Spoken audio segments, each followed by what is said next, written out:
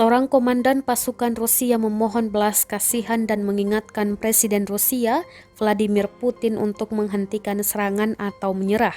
Komandan pasukan Rusia tersebut kini ditangkap dan ditahan oleh militer Ukraina. Letkol Astakov Dmitry Mikhailovich mengatakan tentara Rusia ditipu untuk menyerang Ukraina dengan keyakinan yang salah bahwa pemerintah telah digulingkan oleh Nazi dan perlu dibebaskan. Letkol Astakov Dmitry Mikhailovich mengaku dari unit respon cepat khusus Garda Nasional Rusia. Dia mengatakan orang-orang sebangsanya telah dicuci otak untuk mendukung perang, tetapi setelah melihat sendiri situasi di Ukraina, dia sekarang merasa malu.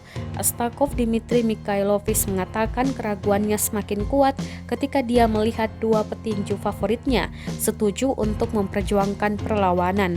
Dan dalam pesan gamblang yang disampaikan kepada pasukan Rusia yang masih berperang, dia berkata, "Saya mohon berhentilah sebelum terlambat. Rusia tidak bisa menang di sini."